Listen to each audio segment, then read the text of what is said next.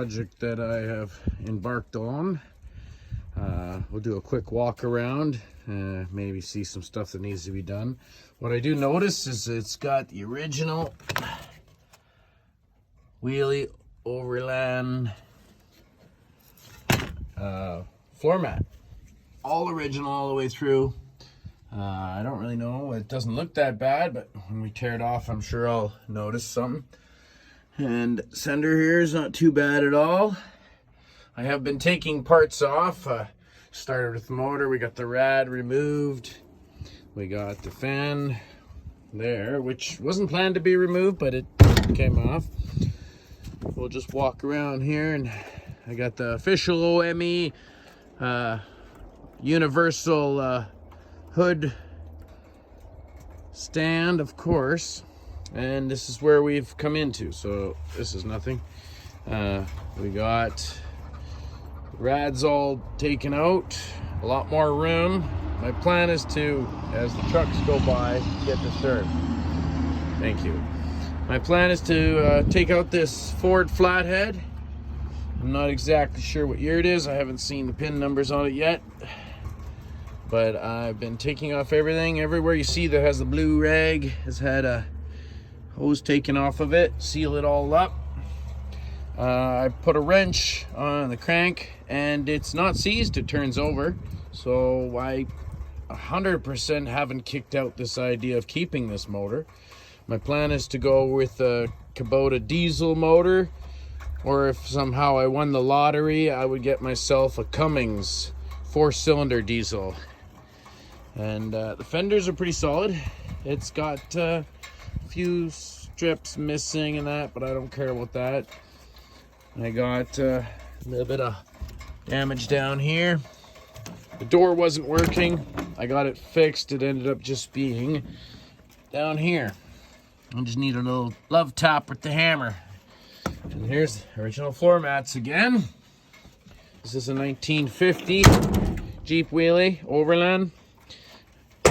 And toe boxes. These obviously are not factory, but I had one off my dad's truck and I sat it up on here, and if you look, it sits perfect. So I believe I'm going to keep with that look. And I as well got one donated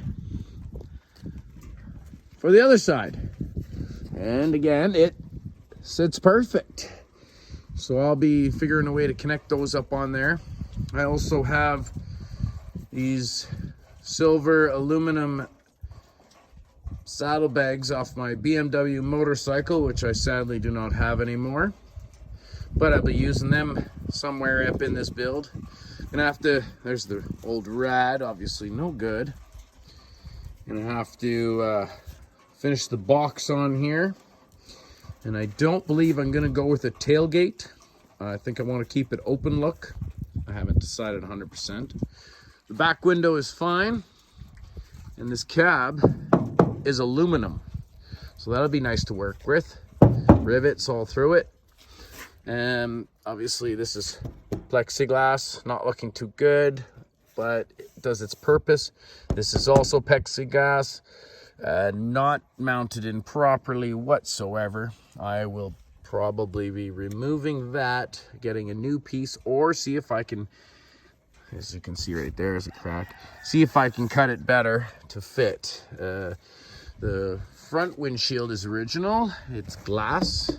It's in good shape, no chips or stones. I'm sure once this thing gets on the road and I start driving it down my beater road to get to work, they'll get a stone chip, will be sad. A little bit of damage here, I just noticed, but I'm not too concerned about that kind of damage. I got the rust hole back here. I will be cutting that out, reconstructing this corner, right maybe up past the rivets here. And that'll fix that problem. The tires, well, let's be honest, they'll all be replaced. This one kind of looks interesting, but it's it's more interesting than not, I guess. I can't believe it still holds air. I think that's a tube in there, but I'm not sure.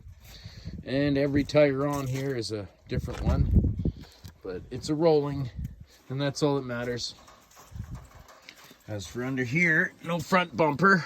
I've got an idea for that. I ended up getting a piece of rail steel for a small rail track. So it's tiny, but it's solid. Maybe I'll cut that to be 2 pieces and mount that on the front. I'll be replacing these original headlights and blinkers. I'm going to be putting in LED headlights and LED blinkers, and I think that's will be all about, I suffice to.